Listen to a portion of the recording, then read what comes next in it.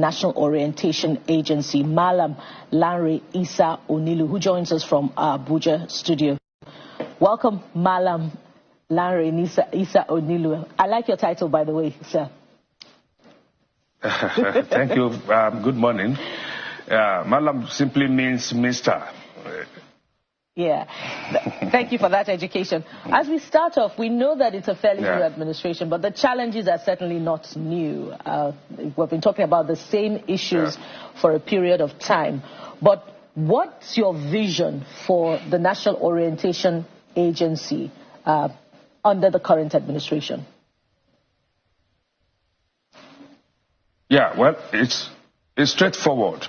All our maladies, all the challenges we are facing in this country are attitudinal. Whether you talk of corruption, whether you talk of banditry, whether you talk of whatever aspect of lawlessness or criminality that you talk about, these are attitudinal issues. And we will continue to talk about it until we address that issue of our national values. We do not have a value system, and we must put one in place. And since 1960, we have never addressed that. You know, if you look at every culture, all Nigerian tribes, take the major ones, take the minor, no matter what level you want to relate with this, every culture, every tribe has its values. And as a country, we must evolve a value system. That is going to be our, guiding light, if you like, our manual, to define ourselves as who we are as Nigerians, and to have that guidance for us to be able to separate people who are not behaving the way a Nigerian should behave, and everybody understand what it is to be a Nigerian. So when we got to office about 4 months ago, the first thing we task ourselves with is to ensure that we put in place a value system. And we've had a series of committees, and sometimes in January, the minister received the final report on the National Values Charter. It has to be a charter. There has to be like a social contract between this country and the citizens, so that everybody understands, our responsibilities. So values are very important. We must define who we are, and that is what we have done. And the president is committed to unveiling the values charter anytime soon. And so that is on one aspect. But again, you must engage with the citizens. You cannot wait until you have this in place before you begin to take whatever action we can take. First and foremost, the mandate of NOA is to communicate government policies, programs, and activities. And you need structure. You need platforms to be able to do that.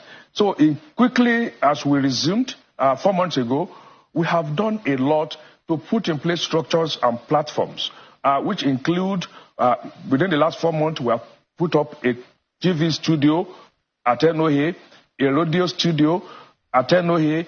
Just last Friday, we issued the first edition of what we call the Explainer.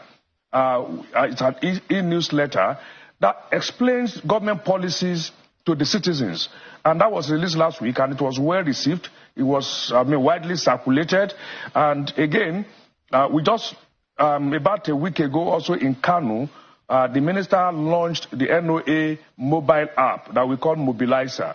The mobile app, becomes very essential as a platform to engage Nigerians in a country where about 72% of our population is below the age of 35. So you have the millennials, you have the Gen Z, who constitute the majority, more than 2/3 of the population of this country, to be engaged. And this, you must create the kind of technology that they understand, that they want to relate with, to be able to engage with them. So the mobile app that we just launched, which within the last few days have received a lot of people downloading it, and we are going to have a lot of things to do with Nigerians through the mobile app. So this is one of the platforms that we have just created. And in that, if I have the opportunity, I will speak more to this mobile app, because there are a lot of exciting features in it that will help us to disseminate and communicate government policies and programs, and engage with Nigerians. And also, we are strengthening our feedback mechanism. because part of the mandate of NOA is also to generate feedback for government. And that is why we have enormous infrastructure in terms of our office locations nationwide. We operate 812 office locations in this country. Office in each of the 774 local government, in all the 36 states and FCT and the headquarters. Put together, 812 office locations. So we are now activating all of these structures to be able to engage to the last person in this country. So as we speak, we have built a lot of resources, a lot of data of Nigerians. If you go to NOA today, you can find in any part of this country data about artisanal associations and trade associations. If you want to know the chairman of the Onion Association in any part of the country, we will tell you. The Okada Rider Association, the barber, the tailor, the hairdresser, whatever you talk about, we have amassed this enormous data so that we can engage with Nigerians and we can reach all these people. You know, we're actually developing platforms targeting different segments of the society. If I may button, Mr. Onilu. Yeah. Justified, so that we can take as much of your perspective as possible. It's commendable the effort and the zeal with which you've approached the agency from what you reeled out. But sometimes it appears like blinking in the dark at the level of awareness, because a lot of people don't know these things you're talking about. In advertising, they say it's either you feast on people's gullibility by creating a product, or you create a product and make them need that particular product. A lot of people don't know whether the NOA exists with all of this you have said. So what are you doing, especially this Gen Z that are super saturated with loads of other things? How do you get their attention?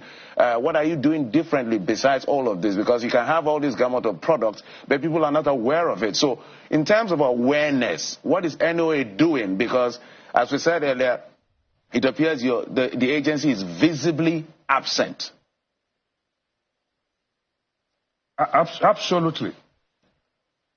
Absolutely. I think I might have lost you.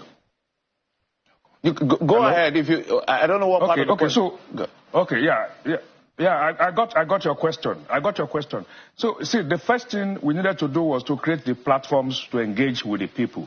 It is true for several years, NOA appeared to have disappeared from the horizon.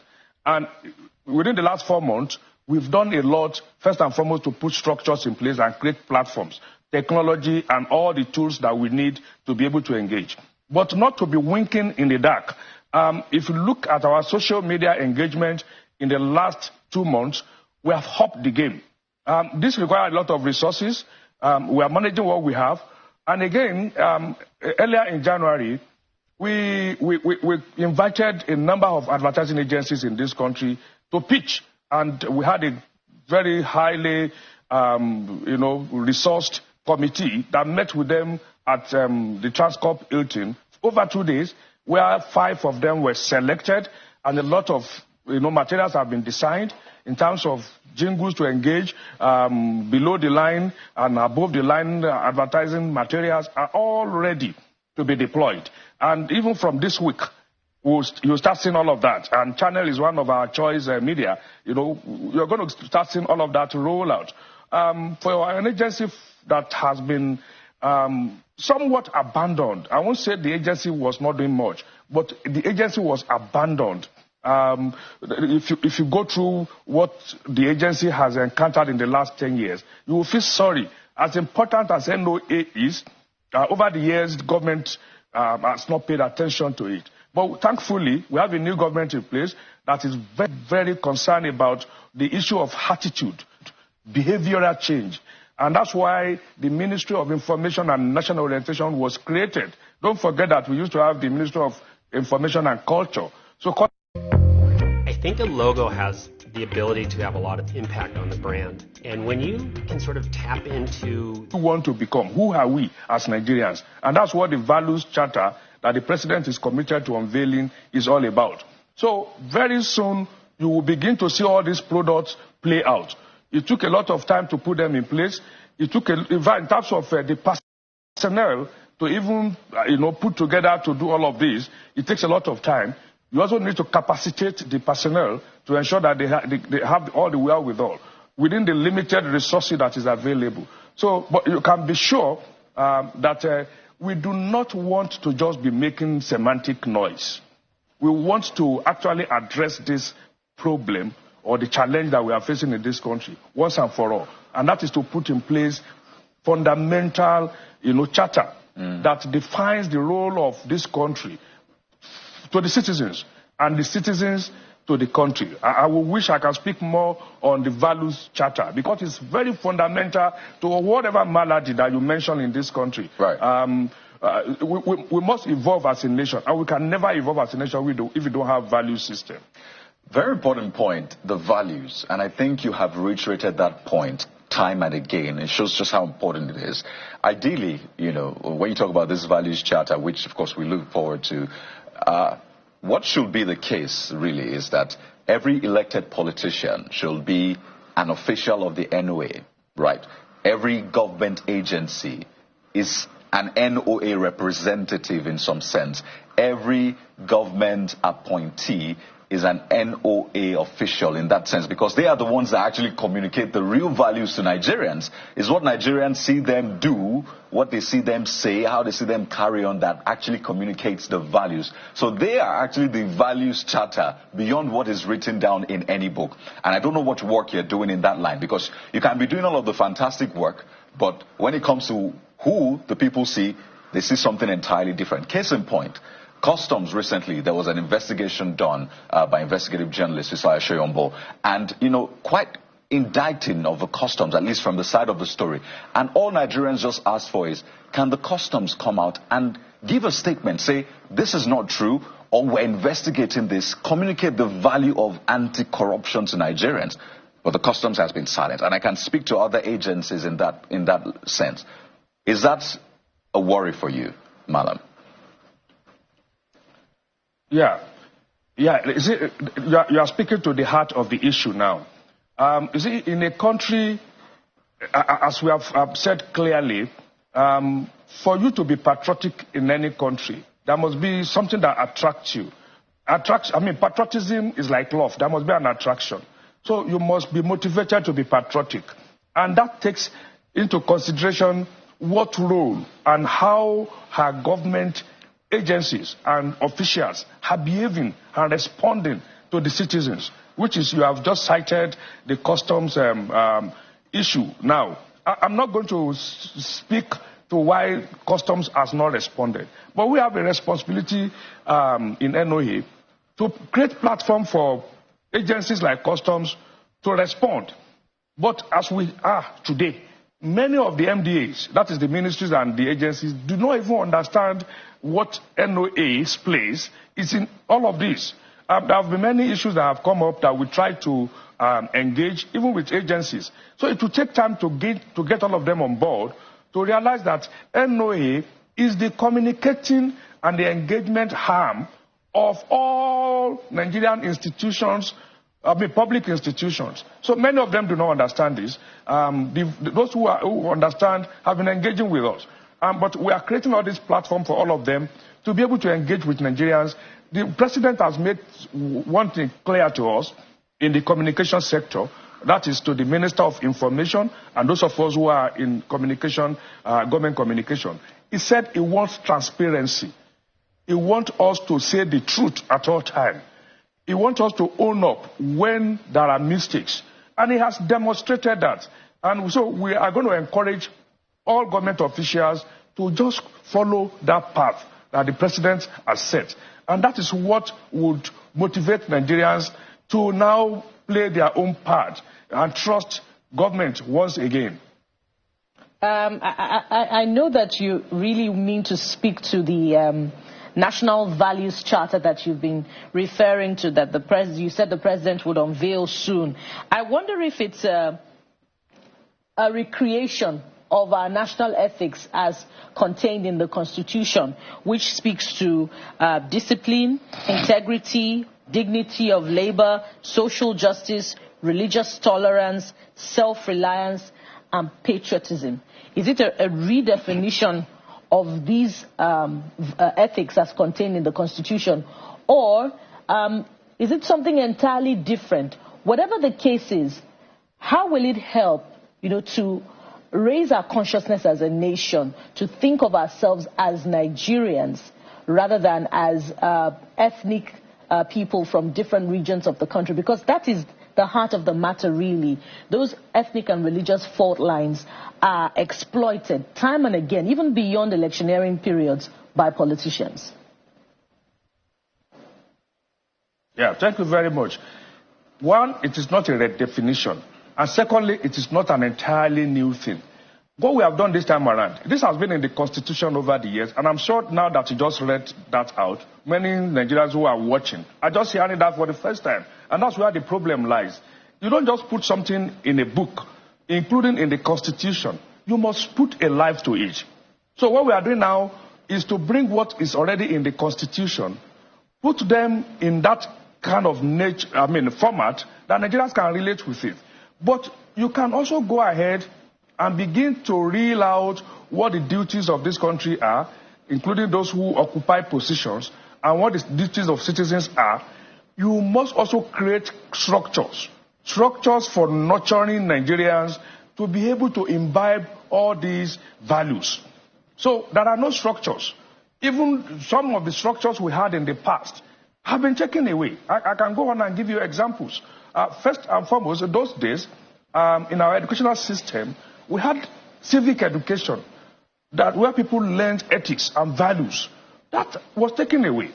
So part of what we are doing, we have actually 7 things that we have identified that we are going to do this year as structures for nurturing Nigerians, including those who occupy position of authorities, to be able to be proper Nigerians and behave the way we all should behave. One of such is to introduce nationalism studies that has all this as, the value system as part of what it offers to students, from primary school to the university, so that you learn what it is to be a Nigerian while in school, and it's going to be compulsory subject. So when you graduate from the university and you're given a certificate that says you have been found worthy in learning and character, you have learned, that is the character aspect of it. So that is one of the pillars to nurture Nigerians. Secondly, we use informal and vocational educational system, ensure that we also get these values into that system, and people are nurtured. Because every country must nurture its citizens to be who they are supposed to be. Nigerians are not Chinese. We are not French. We are not Americans. We must be unique. And we must be able to articulate and aggregate all our value system, and for everybody to understand it. So I have mentioned one structure. The second structure, I can tell you today, many of us remember what we call Boy Scouts, Girls Guides, Girls Brigades in schools those days. That was another institution of nurturing, of indoctrinating citizens to be who they are supposed to be people that enjoy being Nigerians. This has also been taken away. Now we have created a vacuum in the lives of our children in school, and so they are now involved in all sorts of nefarious activities because we are not occupied with positive engagement. So we are launching this year what we call citizen brigades. That will just be in the nature of the Boy Scouts that I've just mentioned and the Girls Guides. And we are starting with 37,000, 1,000 per state in primary and secondary school, who are going to be model citizens. Children that are going to be raised on values, who would now be model for their peers to copy. You would agree with me if we examine the kind of models we have in this country today. They are not models that are, exuding the kind of values that we can be proud of. So we must deliberately create models, people who are nurtured from that formative, period of their life as model citizens. So we are going to create 37,000. We'll soon announce that once the president unveiled the charter, and then we would begin the process. Then thirdly, our children age 1 to 12 in this country are exposed to all sorts of foreign values through cartoons. All the cartoons are 100% about foreign values. So in the last 3 decades, we have been raising foreigners in our homes. That's why you could see the mentality and the mannerism of our children are completely different from what we used to know, and they never encounter whatever value they need to learn to be proper Nigerians growing up.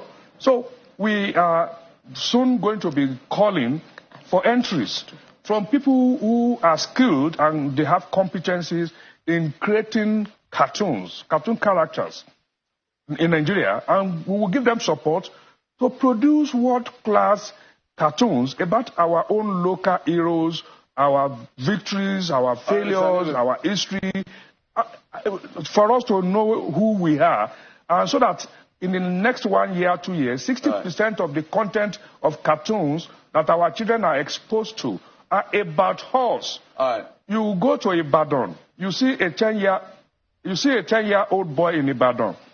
He understands the people of New York more than the people of Enugu, because through cartoons he has come to know them. But he doesn't know the people he's going to be in this country with, who are co-citizens like himself.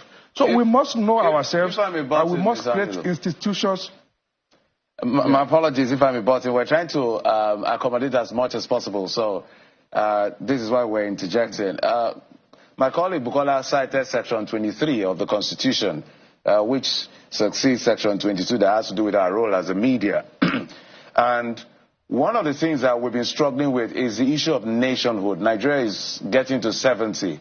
We've not been able to attain nationhood. And foundationally, somebody said that we're more like a disparate cluster formed into this homogenic template, and we've been struggling, faulty constitution and all of this. So what is your organization or agency doing as an agency to see how you can speak to some of these contentious and vexed issues, i.e. the constitution, the issue of true federalism and restructuring? The last president was accused of lopsided appointment. We're seeing this president also following that path in some instances, and people are saying all of this, which is some of the trigger for some of this disunity and lack of attainment of nationhood, as some people will say. Well, that's a two-in-one question. First and foremost, the basic barrier that we have against, or that is impeding our, emerging as a nation, is because we do not have national values. I won't stop talking about that until we evolve a value system that defines us. We cannot be a nation. If you talk of Yoruba now, they have the Omoluabi, which defines their value. The Igbo have their own. The Fulani, Hausa, Nupe, Tif, Ibibio, whatever, they have values. So we must have values as a nation that will define us. Now, going back to the issue of federalism that you mentioned, I don't know, dead or alive, a better champion of federalism than the president, Asiwaju Bola Ahmed Tinubu. His sojourn, his time as governor of Lagos State for 8 years, was all about standing up for that federalism. And he went to court several times to fight for this. So, and since he got to office, he has taken actions that demonstrated his fidelity to this cause. Just about a few weeks ago, the issue of state police was announced, which is a fundamental part of federalism.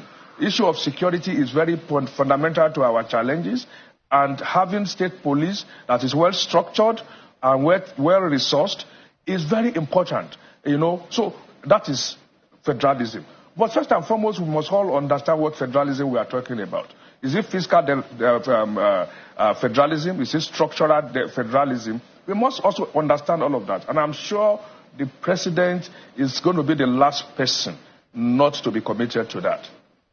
Well, a couple of questions coming in. Apparently, Nigerians are very interested in this conversation around orientation. And this one says the Value Charter is a duplicate of the National Identity and Ethics Policy developed by, I think, ICPC, NOA, and OSGF. It says the DG needs to be aware of what has been done.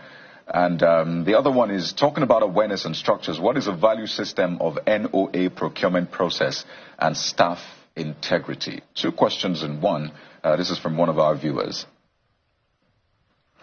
Okay, so the integrity that they talk about ICPC, NOA, and whatever. I'm not sure you are aware of that until somebody is calling your attention to it. And that is the challenge. You cannot say you have created something and put it in a book, and you did not put any structure in place to institutionalize it, to nurture Nigerians about it. I met it, and we have engaged with ICPC because we had a retreat, and ICPC was represented, including the person who is the desk officer on this integrity, whatever. How many Nigerians are aware of anything like that? That is the question. And what has happened to it? In any case, let me assure you, we are not duplicating anything. We are taking all that have been put in place, and from it, in fact, they were the baseline for us to now produce what we have produced. So nothing was jettisoned. We put all of this as part of the resources that we use to sieve what we have come up with. But the difference this time around is not to just produce another book and put it in the shelf. It's to put a life to it. It's to create structures that will make it to help this country to get out of with the situation that we have found ourselves. So that is the difference. And we will not be talking of the president unveiling it if it is something to be dumped in the shelf. So it is not the same thing. So whatever, you mentioned the Constitution is already there. The ICPC effort is already there. There are other efforts that we put together as part of the resources that the several committees that we constituted use to create what Nigerians can relate with, and not another effort that would not yield any outcomes. That is the difference.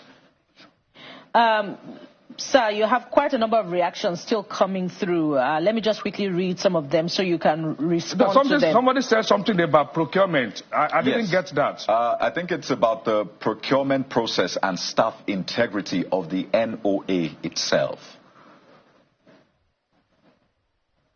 Well, I do not understand what that question is all about. What I understand is... The question is, what is the value system of NOA's procurement process and staff integrity? The value system. Well, if we are going to be championing the national value system, it must start with us. And the staff I met in NOA are fantastic Nigerians, committed to their work within the limited space they've been operating. And within the last 4 months, have been to 13 states, meeting with staff, telling them the new direction, and encouraging them that they should not be disillusioned because the agency has been abandoned over decades by government. So, but they are all coming up, and even with what they have gone through, they put in a lot of, very good effort. So, but now we are all getting ready, and they are mobilized, and they understand that they must be the primary ambassadors of the values. So the agency has no issue with that, because you cannot be marketing a product that you do not represent. And the NOA staff understand that quite well. That's cheery to note. Let me quickly run through the reactions coming through for you, Mr. Onilu. We had moral studies during our time as a nation. We need to domesticate our educational curriculum. That's from Dakpo, from Surulere. Onu Duem from Abuja also says, thanks for initiative for national orientation development. Return the subject history back to our education from primary to tertiary institutions. And now, that has been returned. That has been returned, I believe. Then the last one is from Dave, who says, NOA DG was spot on speaking on a new reorientation strategy for Nigeria. We await him to walk the talk towards creating a lasting value for our great nation. Speaking of which, you kept emphasizing a new value charter.